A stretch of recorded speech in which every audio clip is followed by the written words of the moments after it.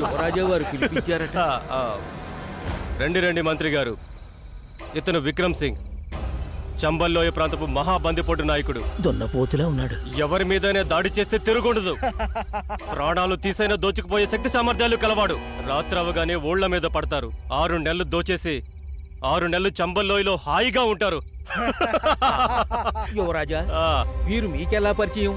నా వ్యక్తిగత వేగుల వాడు నల్లోడు వీరిని తీసుకొని వచ్చాడు. ఏడి నల్లోడు?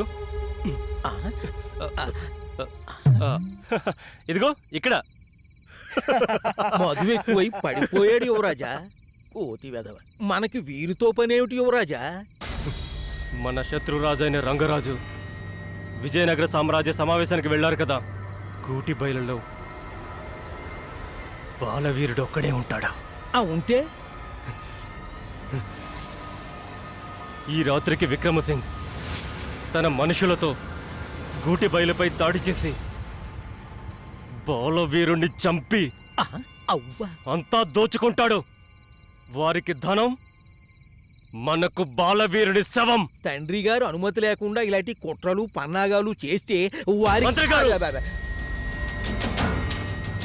ఇది కుట్ర కాదు, పగ. బాలవీరుడిపై పగ.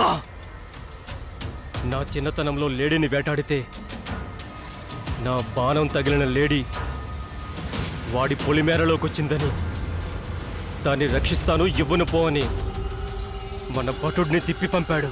అలా నా చిన్నతనం నుండే నాకు శత్రువుగా తయారయ్యాడు. వాడిపై దాడికి ఇంతకు మించి మంచి అవకాశం మళ్ళీ మళ్ళీ రాదు. ఈరోజు రాత్రికి అంతా అనుకున్నట్టే జరిగిపోవాలి. తెల్లవారేసరికి వాడు శవమై కనపడాలి. ఏదైనా జరిగితే రాజావారికి మీరే సమాధానం చెప్పుకోవాలి. ఆ బాలవీరుడు పని ఈ రాత్రితో అయిపోవాలి. బాలవీరుని చేతిలో ఈ వెధవ చావు దెబ్బ తినడం, నీకు బుద్ధి రావడం ఖాయం. వాడు ఆ అడవి పుల్ నుంచి తప్పించుకున్నా ఈ చెంబల పుల్ నుంచి తప్పించుకోలేడు.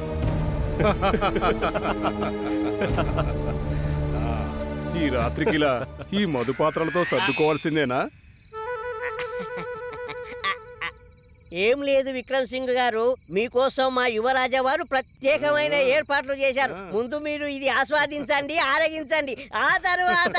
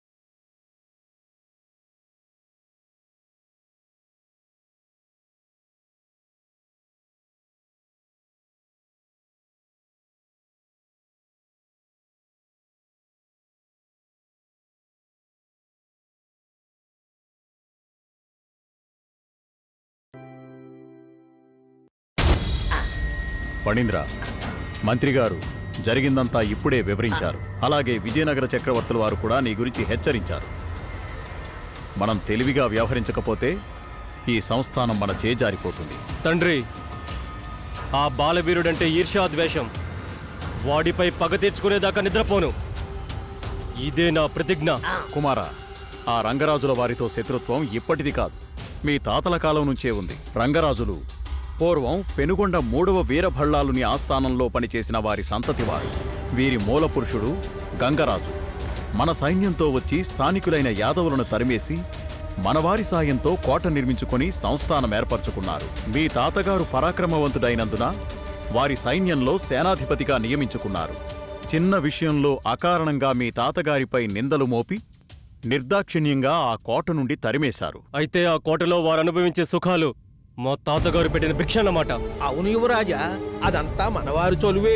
మా తాతగారి ఆత్మ శాంతించాలంటే ఆ గంగరాజుల కోట కూలదోయాలి. వారి వంశాన్ని సర్వనాశనం చేయాలి. తండ్రి, సెలవివ్వండి. వెళ్ళి వారిని అంతం చేసొస్తా. ముందు మీ వంశం అంతం కాకుండా చూసుకో. శాంతించు ఫణీంద్ర. సమయం వస్తే అన్నీ కలిసొస్తాయి. మరో విషయం, ఏడాది పాటు పెనుగొండలో విద్యాభ్యాసం, వీరోచిత విద్యలు నేర్పుతారు. నీవు పరాక్రమవంతుడవై తిరిగొస్తే నీవనుకున్నవన్నీ నెరవేర్చుకోవచ్చు. ఏడాది పాటు మా యువరాజు గారు లేకపోతే నా పరిస్థితి ఏంటి? అయితే అక్కడకు బాలవీరుడు కూడా వస్తాడన్నమాట. ఆ, ఆ, వాడి అంతం అక్కడే చూస్తా. మంత్రిగారు, ఫణీంద్రుని ప్రయాణానికి అంతా సిద్ధం చేయండి. చిత్తం మహారాజా.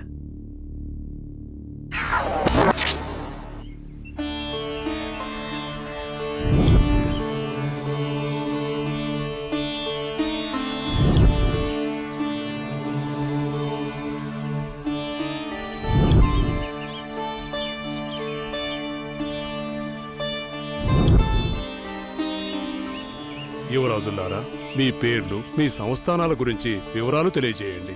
నా పేరు నారాయణుడు. మాది బుక్కపట్టణ సంస్థానం. నా పేరు బాలవీరుడు.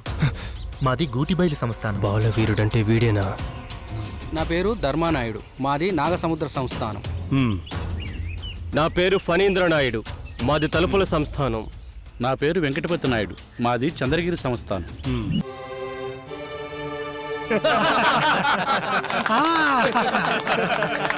మహారాజా, ఉత్తరాది నుండి బందిపోట్లు దాడికి వస్తున్నట్లు వేగుల వారి సమాచారం. రాజా వారు చెప్పినట్టే జరిగింది. ఇప్పుడే సైన్యంతో వెళ్లి వాళ్ళ అంతు చూస్తా. ఆగండి మల్లయ్య గారు, ఆ దుర్మార్గులు కండకావరంతో వచ్చినట్టున్నారు. నేను వెళ్ళి వాళ్ళకి బుద్ధి చెప్పొస్తాను. బాలవీరా, నువ్వాగు. నీవు పసివాడవు. సైన్యాధిపతి మల్లయ్య, నేను వెళ్లి వారిని తరిమి కొడతాం. చిన్నాన్న గారు, ఆ బందిపోట్లను ఎదుర్కోవడానికి మీరంతా అవసరం లేదు. నేను వెళ్ళి నా ప్రతాపం ఏంటో వారికి తెలిసేలా చేస్తాను.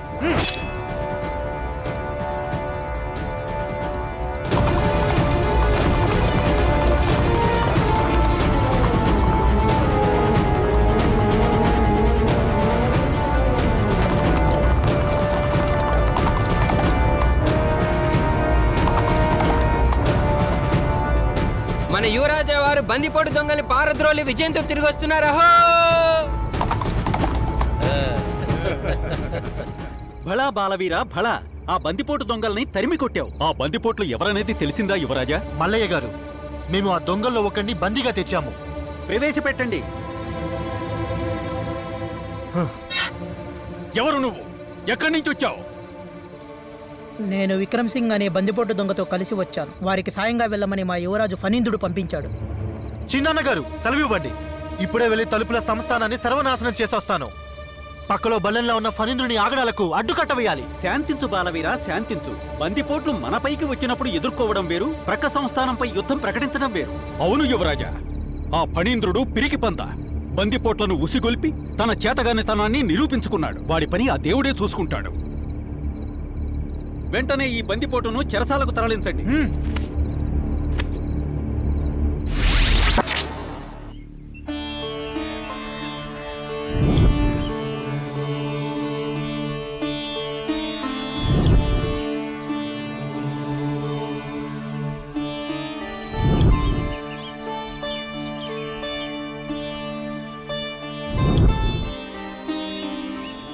యువరాజులారా, మీ పేర్లు, మీ సంస్థానాల గురించి వివరాలు తెలియజేయండి. నా పేరు నారాయణుడు.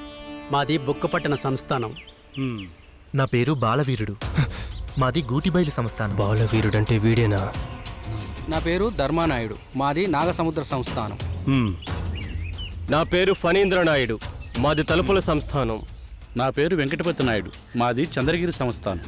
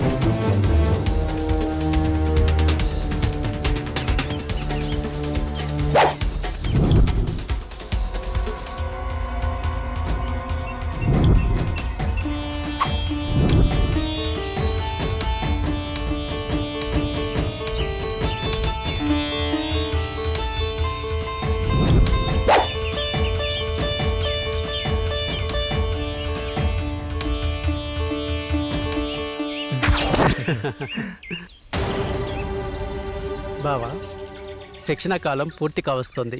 అవును బావా. నన్ను విడిచి మా చెల్లెలు తిమ్మమ్మ ఎలా ఉందో ఏంటో. అవునా బావా? మరి మా చెల్లెలు పుట్టమ్మను చూడాలనిపించలేదా? ఏమిటి బావా, మీ చెల్లెలు ఆ పుట్టి చెండేనా? బావా, మరి మా చెల్లెలు పుట్టచెండైతే మరి మీ చెల్లెలు? పూల చెండు బావా.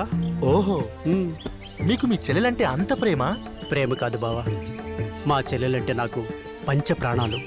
ఓహో, అన్నగారు చెల్లెల్ని ఆకాశానికి ఎత్తేస్తున్నారు. తిమ్మమ్మ అందాల యువరాణి, మా అదృష్ట దేవత.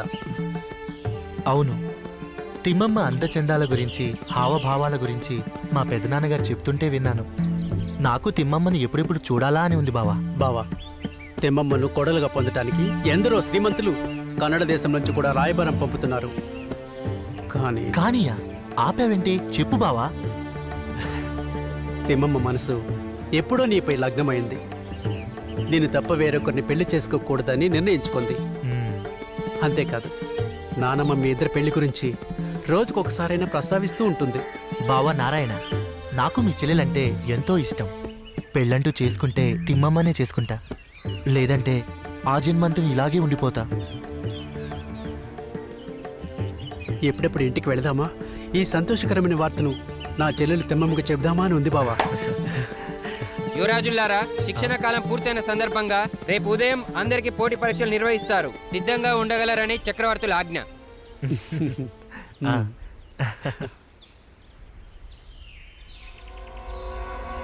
అంటే తిమ్మమ్మ చాలా అందగత్తె, విదూషీమణి.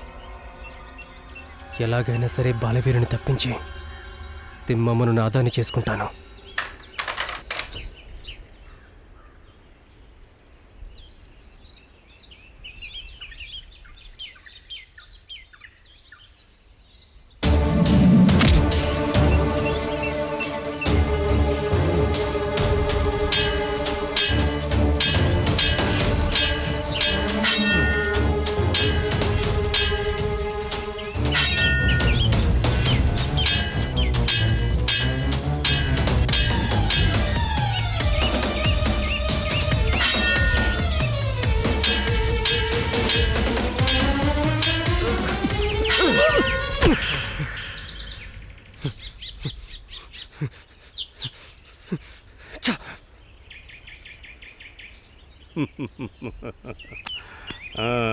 మీ శిక్షణా కాలం పూర్తయింది. ఇప్పుడు జరిగిన అన్ని విద్యల్లోనూ బాలవీరుడే ప్రథమ స్థానంలో నిలిచాడు. నారాయణుడు 2వ స్థానంలో నిలిచాడు. వారికి చక్రవర్తుల వారు బహుమతులు ప్రదానం చేస్తారు. ఫణీంద్ర, ఏమిటిది? ఎప్పుడూ మధుపానమేనా? లేదు లేదు మహారాజా, మధుపానం ఒక్కటే కాదు, మగువలపై మగతనం ప్రదర్శిస్తున్నారు మన యువరాజా వారు. నాలోడా, పితృదేవుల కోపం ఎండుగడ్డి తాపం పట్టించుకోవద్దు. మహారాజా, యువరాజుకి పెళ్లి చేస్తే బాగుంటుంది. అవును మంత్రి గారు, సరైన ఆలోచన. నాయనా ఫణీంద్ర, ఆ బుక్కపట్టణం వెంకటరాయలు గారింట వివాహ సమయంలో తిమ్మమాంబను చూశాను. నీవు చెప్పినట్టుగానే ఆమె అపురూప లావణ్యవతి. అందచందములలో ఆమెకు ఆమె సాటి. ఆమెను నా కోడలిగా చేసుకోవాలని నాకు కోరిక కలిగింది. కాకి ముక్కుకు దొండపండా? తండ్రి, నాకు చాలా సంతోషంగా ఉన్నది ఇన్నాళ్ళకు మీ నోట ఈ మంచి మాట విన్నందుకు. కానీ ఆ బాలవీరుడు అడ్డు తొలగించుకోవాలి. దానికి మన మంత్రిగారు గరుడాచలం గారే ఒక మంచి పథకం రచించాలి. రచిస్తా. నేను రచించే పథకానికి నువ్వు చచ్చి ఊరుకుంటావు. ఇది చాలా పెద్ద బాధ్యత మహారాజా. అయినా సరే నేను ఏదో వ్యూహాన్ని రచిస్తాను. యువరాజు తన చావు తానే తెచ్చుకుంటున్నాడు. యువరాజా, మీరు ఎప్పుడైనా తిమ్మమామను చూశారా? లేదురా, జనకుని మాట వింటుంటే నాకిప్పుడే తిమ్మమాంబను చూడాలని ఉందిరా. అలా అయితే బయలుదేరదాం పదండి. మారువేషంలో వెళ్ళి బుక్కపట్టణంలో తిమ్మమాంబ ఎక్కడ ఉందో వెతికి చూసేద్దాం రండి.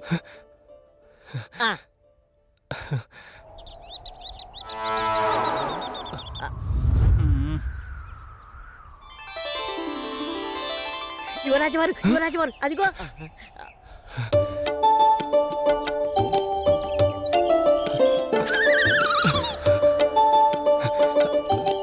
అవునా నల్లోడా, ఆ మధ్యన ఉన్నది తిమ్మమ్మే అయ్యుంటుందిరా. యువరాజా వారు అచ్చం రంబలా ఉంది కదా. నల్లోడా, రంబలా కాదురా, దేవకన్యలా ఉంది. అవును యువరాజా, మీకైతే ఈడు జోడి చాలా బాగుంటది యువరాజా వారు. ఆ, అవునరా, ఆ, నా తండ్రి చెప్పిన మాట నిజమే. ఆ. ఇంత అందగత్త ఈ భూలోకంలోనే ఉండదు. యువరాజా వారు, నాదో చిన్న ఇనపం. చెప్పరా. ఆ తిమ్మమ్మను మీరు పెళ్లి చేసుకోండి. ఆ చెలికత్తెలందరూ నాకే యువరాజా వారు, నాకే. ఆ, నల్లడా, దిగు. ఆ బాలవీరుణ్ణి చంపైనా సరే ఈ తిమ్మమ్మను నాదాన్ని చేసుకోవాలి. యువరాజా వారు వెళ్దామా? భటులు చూస్తే మన భరతం పడతారు. ఆ, మనం ఇప్పుడు మారువేషాల్లో ఉన్నాం కదా. వెళ్దాం యువరాజా వారు, నా మాటినండి. యువరాజా వారు రండి. నల్లడా, చూసింది చాలు, రండి. చూడండి. చూశారా మహారాజా, కలిసొచ్చే కాలం వస్తే నడిచొచ్చే కొడుకు పుడతాడంటారు. అలాగే ఈ తలుపుల యువరాజు ఫణీంద్రుల వారికి అదృష్టం తలుపు తట్టింది. మీరు కోడలుగా రావాలనుకున్న తెమ్మమ్మ స్వయంవర ఆహ్వాన పత్రిక మనకందింది. ఓవైపు బాలవీరుని సన్యాసం, మరోవైపు తెమ్మమ్మ స్వయంవరం. ఈ పోటీల్లో ఫణీంద్రుల వారు తప్పక గెలిచి తెమ్మమ్మను వివాహం ఆడతారని ఖచ్చితంగా చెప్పగలను మహారాజా. లెస్స పలికితిరి మహామంత్రి. స్వయంవరంలో విజయం నాదే, తిమ్మమ్మ నాదే. ఆ బుక్క పట్టణం కూడా నా చేతిలో. ఒకవేళ ఆ బాలవీరుడికి విషయం తెలిసి తిరిగొస్తే రాలేడు. అన్నపానీయ లేకుండా అడవుల్లో కొండల్లో కోనల్లో తిరిగిన వాడు ఒకవేళ తిరిగొచ్చినా నాపై గెలవలేడు. కలలుగాను ఎందుకైనా మంచిది, ఆ బుక్క పట్టణం చుట్టూ ఆమడ దూరంలో మన వాళ్లను కాపలాగా ఉంచండి. బాలవీరుడు రాకుండా అడ్డుకోవడానికి కాదు, వాటిని అడ్డంగా నరికి అడ్డు తొలగించుకోవడానికి. ఇది స్వయంవర ఆహ్వాన పత్రిక కాదురా, నీ చావుకి ఆహ్వాన పత్రిక. అలాగే యువరాజా, మీరు స్వయంవరానికి సిద్ధం కండి. మనకి అంతా అనుకూల